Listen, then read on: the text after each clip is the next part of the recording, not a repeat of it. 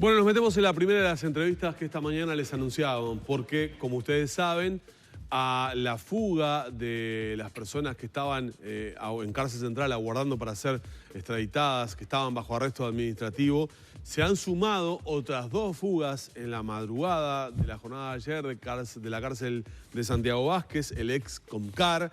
Es así entonces que se da esta segunda fuga que tiene a los medios de comunicación ocupados justamente dando noticia de estas situaciones. La segunda fuga importante en menos de una semana. Y en el medio hay una veintena de policías justamente investigados. Se da la renuncia del director nacional de cárceles, del director del INR, que asume en estas horas Ana Juanche como su sustituta, y el plan además de que la Guardia Republicana desembarque definitivamente en todo el sistema carcelario nacional para tomar el control de las cárceles. Estaba Alfredo Clavijo hace unos días acá con nosotros hablando de ese plan para la Republicana y la custodia de las cárceles.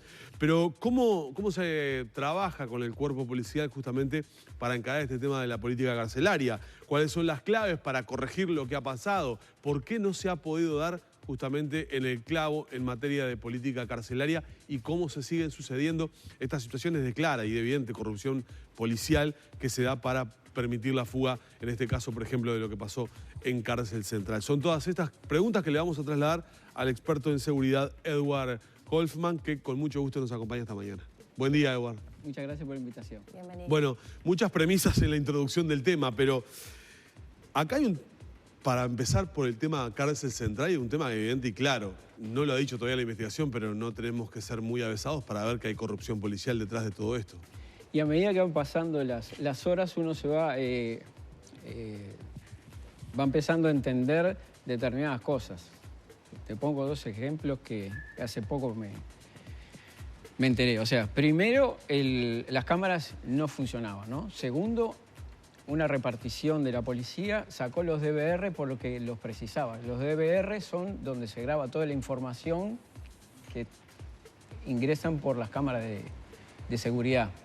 48 horas antes que se escapara, se llevaron los DVR. Y esa repartición o esos policías son de asuntos internos, que son quienes se encargan de investigar la corrupción policial. Claro, pero también, ¿sabes otra cosa? Que uno de los detenidos todos los días a las 11:30 toma una pastilla. Ese día se la dieron a las 10 de la noche. ¿Ah? Entonces, va sumando al caos que es hoy el sistema carcelario. Hay que agregarle este adicional de que no tengas dudas que hay corrupción policial en esta situación. Ahora, de lo que usted dice se desprende de que esa corrupción policial llega hasta cargos altos, ¿no? Porque si hubo una orden de retirar los BDR 48 horas antes para investigar otra cosa y no se habían puesto, si tuvo la orden de dar la pastilla más temprano de la hora habitual, no me hace pensar otra cosa, no sé. No, a todo el mundo le hace pensar otra cosa. Y lo más llamativo es que todavía no tenemos una conferencia de prensa que por lo menos diga, tuvimos un error y de ahí sacar las conclusiones, ¿no? Digo, sí. Tú lo corriste al ministro y el ministro no... Sí, quisimos buscar la palabra, pero de las autoridades, y bueno, la ayer fue muy evasivo cuando llegaba a esa reunión en la Suprema Corte de Justicia con Fiscalía y la Suprema Corte de Justicia, el ministro no atendió, digamos, el llamado para responder algunas preguntas. El tema es muy grave, no grave, ¿no? Porque acá no solo está el aspecto de la fuga, sino que también vamos a tener un conflicto diplomático. ¿Por qué? ¿Qué pasa? Esta persona, para que tengas una idea, era responsable más o menos del 60 al 80% de la droga que entraba por Europa. ¿Ah? Para que tengas una idea de la magnitud de lo que era esta persona, ¿no? Entonces, cuando se comunica al gobierno italiano que la policía uruguaya había capturado a esta persona, y el gobierno lo toma como una cocarda, ¿no? O sea, vamos a anunciarlo, pero ¿qué pasa? Después se demoró la extradición. En todas partes del mundo, porque esto ya está establecido, es que cuando vos tenés este tipo de personas que se dedican a esta actividad como es el narcotráfico y son pesados en el ambiente, te los tenés que sacar del país, ¿tá? Porque te van a generar esto que generó, ¿tá? Y lo otro, había un informe del Departamento de Análisis y Investigaciones del Sistema Penitenciario en el cual se establecía cómo se iba a hacer la fuga. O sea, que en algunos aspectos ves que hay profesionalismo y hay inteligencia. ¿Ah? Y esto se llegó a saber, ¿sabés por qué se llegó a la información? A través que tenía un celular y con ese celular fue que habló y ahí se dieron cuenta de que estaban planificando esto. Pero cuando vos tenés eso, vos tenés que tomar una decisión. La gente del INR le pidió para cambiar a este preso al director Llayera. Al director Llayera. Primero fue creo que fue al CONCAR, luego al penal de libertad, al penal. Y como no era un preso común, sino que era un preso transitorio, tenía que volver a un lugar que no estuviera con otros presos. Entonces vino para acá, se le pidió para llevarlo a la Guardia Republicana, no, lo que hicieron fue mandar 2 efectivos de la Guardia Republicana para que estuvieran con él, pero para que estuvieran con él como vos lo ves en las películas, ¿no? Vos estás en la cárcel, sentado, y los 2 funcionarios deberían estar enfrente a él. Eso no se cumplió. Entonces vos ves una cantidad de irregularidades que con este tipo de delincuentes o con este tipo de narcotraficantes no te podés darle el lujo de no cumplir. Cuando se comenzaron a conocer algunos detalles, yo estoy seguro que una de las cosas que más fue asombrando a la gente, independientemente de la fuga en sí misma, fue conocer ciertos detalles de algunos privilegios, entre comillas, pero privilegios al fin, que se pueden obtener en algunas cárceles en el sistema que tiene nuestro país. Entonces comenzó a hablarse del tema de la comida, si se permite o no se permite traer comida desde el exterior, si es así, si tiene un costo o no tiene un costo. ¿Qué se sabe de estos supuestos privilegios? ¿Hay como un tarifario establecido para determinados presos que si disponen de tanto dinero pueden conseguir determinado tipo de privilegios en su estadía carcelaria? ¿O esto es como un mercado negro del que todos hablan pero en realidad no es legal? Es un mercado negro que todos hablan, todos conocen y nadie quiere buscar una solución. ¿Ah? ¿Y eso no va abriendo fisuras y dejando las brechas para que gente que puede ser experta en fugas vaya minando? Porque claro, es decir, al haber tantos escapes, tantas cosas que voy comprando, tantas libertades pequeñas que voy ganando, voy escapando un poco también al control permanente y con el muestreo del dinero también voy ganando confianza con la gente con la que voy teniendo convivencia. ¿Me explico lo que digo? Mira, yo estuve en la policía colombiana en la época de Pablo Escobar. Entonces, ¿qué te decía? Si yo arreglo con el agente para salir o los privilegios, voy a pagar $20. Si arreglo con el oficial, tengo que pagar 50. Si arreglo, o sea que es un precio. Y va subiendo. Y va subiendo. Y este tipo de personajes tienen mucha plata, pero a su vez de tener mucha plata, tienen muchos contactos con un grupo que se llama el Primer Comando Capital brasilero, ¿no? Porque a través de la línea Brasil va esa droga hacia Italia y de ahí se reparte al resto del mundo. Para que tengas una idea, un kilo de cocaína en Colombia te sale $2.800. Ese mismo kilo de cocaína en Estados Unidos te sale $25.000. Ese mismo kilo de cocaína en Europa te sale $55.000. Ese mismo kilo de cocaína en Australia te sale $200.000. ¿Ah? Entonces estamos hablando de cifras realmente muy elevadas. Pero si vos ya sabés que de tu país te van a extraditar, vos vas a buscar la forma de salir de acá. ¿Tá? Y fue lo que pasó. Era prácticamente digamos, podríamos decir, un secreto a voces saber que por lo menos un intento de fuga iba a tener.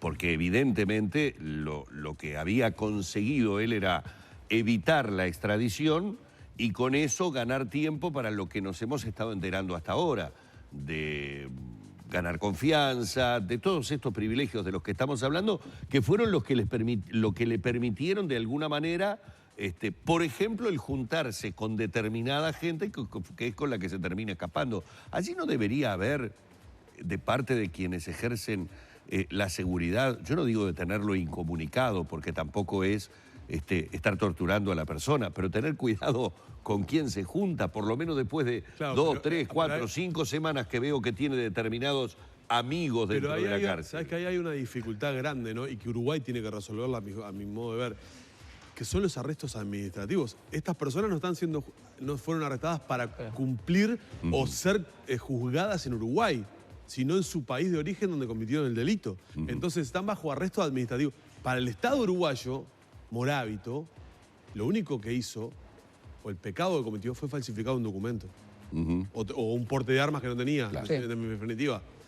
Debe ser juzgado en Italia. Entonces, ahí hay una situación. El otro día coincidían el fiscal de corte y el doctor Chediak en cuanto a que se necesita una cárcel para este tipo de, o un lugar especial para este tipo de personas detenidas que están justamente bajo detención administrativa. Está bien, pero vamos a ser sinceros. Si usamos el sentido común, yo agarro a esta persona y la llevo a la Guardia Republicana y la meto en un escritorio o en algún lugar y rodeo y lo dejo aislado hasta... Asegurarte de que no existe una fuga porque de que no se es un pez gordo, ¿no? No, pero no solo es un pez gordo, sino que nosotros ayer, anteayer y hoy somos tapa de todos los diarios del mundo. Y algunos lo toman seriamente y otros lo toman, viste, con mucha risa, ¿no? Ahora, el tiempo que estaba corriendo, que es calificado como excesivo para concretar la extradición, tampoco depende del Ministerio del Interior. No. Es un tema de la justicia. Yo lo que digo es, por eso ahora, lo que pasa es que nosotros no aprendemos más. Cuando tenemos un problema, tenemos que buscar la solución y después no repetirla, ¿no? Porque si se fugó el otro día, al otro día o los 2 días se fugan 2 más. Entonces hay algo que está fallando, hay algo que estamos haciendo mal. Entonces a partir de ahora lo que tenemos que pensar es que tenemos que tener una cárcel de máxima seguridad y tenemos que tener una cárcel para este tipo de situaciones que se pueden dar. Hoffman, el ministro Chediak, y coincidía el fiscal de corte el otro día cuando conversábamos después de esta reunión, decían de que ya, digamos, los establecimientos carcelarios insertos en las urbes ya no se ven más, es decir, no existen más, que cárcel central es un fenómeno raro todavía, ¿no? Que perdure. ¿Eso es así? Es así. Aparte tenés en un mismo edificio tenés oficinas administrativas, tenés una cárcel en pleno centro que realmente... Sí, el propio despacho del jefe de policía. Entonces, tenés 3 dependencias que cada una tiene su estructura administrativa. Entonces, digo, hoy lo que hay que pensar, y yo lo que le digo siempre es, tenemos que pensar en el tema carcelario, porque el tema carcelario es el 50% de la inseguridad que vivimos hoy en día, ¿no? Los delincuentes entran, se perfeccionan y van a salir, salen 20 todos los días. Entonces, si no los rehabilitamos, es el círculo vicioso ese que estamos. Pero también te deja muchas interrogantes, ¿ah? Muchas interrogantes, desde arriba hacia abajo, ¿no? O sea, desde el ministro para abajo. Digo, alguien tiene que dar la cara. Esto es lo que pasó, es muy grave, ¿ah? Porque no solo daña la imagen nacional o la imagen que tiene la policía, sino también la imagen a nivel internacional con este tipo de hechos que suceden acá y que otra vez ponen a Punta del Este en la mira de cómo este tipo de personajes... No, estuvo 10, 12, 13 años en Punta del Este viviendo. ¿Está? ¿No? También. Capuleto, se hacía llamar. ¿Te acordás que había otro israelí que también? Entonces, es para pensar y para buscar soluciones a esta problemática y la cárcel es una de ellas. Y en este contexto, esta medida que se ha tomado de que la Guardia Republicana cumpla las tareas de seguridad en cárceles, ¿usted cómo lo ve? A la luz de estos sucesos, ¿no? Lo que pasa que el tema es que si es transitorio, porque acá tomamos una medida transitoria y después pasa a ser permanente. Tomamos una medida transitoria de poner a los militares en el perímetro de las cárceles. Bueno, esta aparentemente no era transitoria, de hecho es gradual. Claro, esto es gradual. Acá lo que hay que decir, y yo creo que hay que hacerlo, es crear un Ministerio de Justicia en el cual las cárceles sea uno de los cometidos del Ministerio de Justicia, ¿no? O sea, ya no da más, porque todos están de acuerdo que el sistema carcelario colapsó, pero nadie busca una solución, porque lo ponemos dentro del Ministerio del Interior, lo sacamos y lo ponemos dentro del Ministerio de Educación y Cultura. Entonces lo que tenemos que buscar es ponernos de acuerdo en esto, pero ahora, no después de las elecciones, ahora, o sea, decir, bueno, ¿qué es lo que hacemos? Porque en 7 años o 8 años pasaron 7 directores del INR. Entonces, vos en menos de un año no podés cambiar una estructura y una cultura que tenés hoy con respecto a los presos. Y lo vemos todos los días, digo. Una de las cosas básicas.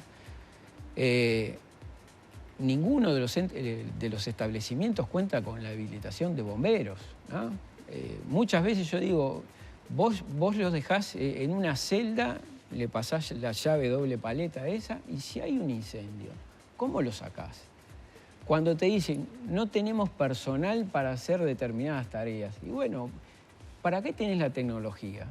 Cualquier lugar, acá pasa. Vos para entrar tenés que la tarjeta te abre, control, y no necesitas un guardia para que te abra la puerta. Entonces, si no utilizamos la tecnología la utilizamos para un tipo de cosas y para otras no. El Ministerio del Interior le exigió a la AUF que invirtiera $6 millones en cámaras en el software de reconocimiento facial. Y justo en las cárceles no hay no hay sistema de monitoreo. Como siempre hablamos, si los presos, estos 3 que se escaparon ayer, hubiesen tenido un uniforme de preso con un número, la señora hubiese dicho, no, mirá, los que entraron acá tienen un uniforme naranja y podía haber avisado a la policía. Yo lo que digo es, hay que revisar, porque el policía que estaba ahí parado, a alguien le tuvo que comunicar la irregularidad.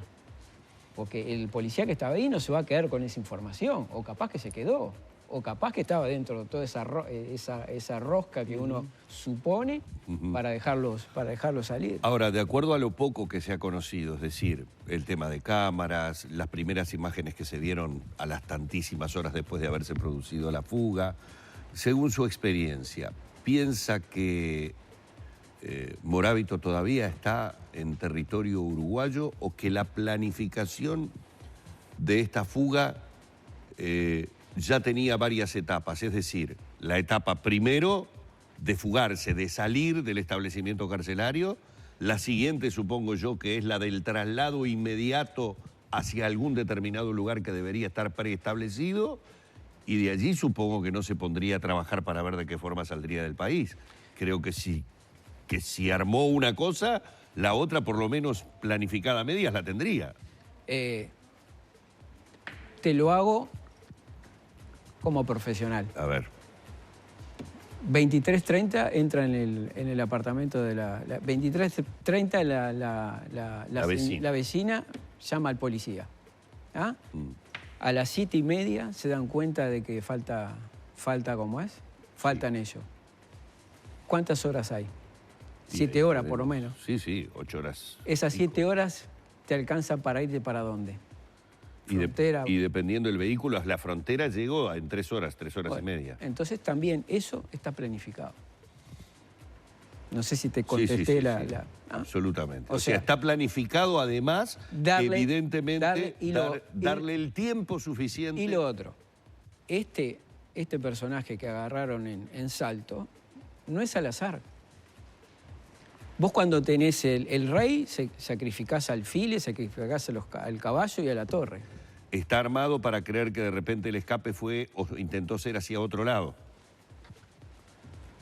Y uno se sabe que es el que tiene que aparecer. Porque hay cosas que no cierran. Fue muy ingenua la forma en que se dejó atrapar, ¿no? Por eso mismo, sale de una cárcel, claro, pero se deja agarrar. El que es detenido además es el que sale caminando, ¿no? Caminando. No es el que sale por los techos. ¿Usted dice que se deja agarrar por una organización de los fugados o porque hay otra, digamos, connivencia con los capturadores, digamos, que dicen, bueno, por lo menos agarramos a uno? No. Para dar una señal de que igual se está trabajando. Yo lo que digo siempre es que la policía nuestra no es proactiva, es reactiva, ¿no? Y lo vemos. Cuando hay un homicidio en donde nos consternamos todos, los medios hacen presión, las redes sociales también, a los 2 días aparecen, ¿no? Claro. Si no están, hay homicidios que suceden, pero los que están en la tapa del diario del lunes o de ustedes, a los 2 días... Bueno, lo que usted está diciendo es tremendamente importante viniendo de un experto, porque ha sido, y hay que decirlo claramente, una de las pulseadas, de las peleas, de las polémicas y los debates con respecto al rol de los medios frente a determinados hechos delictivos que vivimos a diario, rapiñas que tienen resultado de muerte. Se los ha criticado a los medios por amarillistas, se los ha criticado por emitir imágenes en reiteradas oportunidades, y muchas veces la defensa es que las veces que una situación genera una presión importante de la sociedad, encontramos que hay una respuesta rápida de las autoridades para resolver las situaciones. Cuando nosotros no hacemos ese tipo de trabajo, muchas veces, como usted lo acaba de decir, los casos quedan inclusive hasta en el olvido. Mira, yo me saco el sombrero, hay excepciones, ¿no? Me saco el sombrero con la prensa uruguaya. Es totalmente distinta a la prensa argentina, ¿ah? Pero también está lo otro. El ministro presenta las cifras del 2018, que son 414 homicidios, y una cantidad importante de 29.000 y algo de rapiñas. Pero ¿qué pasa? Lo que no dijo es que 7 de cada 10 que sufren de delitos no lo denuncian. ¿Ah? Y son cifras oficiales manejadas por el INE, ¿ah? Cuando se hizo una encuesta de victimización. El 72% de las personas que son víctimas de un delito no lo denuncian. Entonces, a las cifras que el ministro mostró, hay que mostrar este 72%. Y cuando te dicen que georreferenciamos el delito, pero están georreferenciando el delito de los delitos que se denuncian. De los que no se denuncian, nada. Entonces, por eso a veces uno insiste del tema de las comisarías. Pero no ingresa esa información, por ejemplo, para hacer la planificación del pago, no se toma en cuenta, más allá de que no se dé a conocer públicamente. Pero la gente no lo denuncia, el 72%.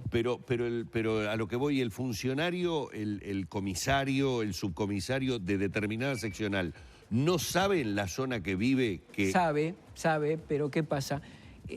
Ese saber lo aplicaba cuando era comisario y tenía los medios para hacerlo, ¿no? Porque el comisario hacía...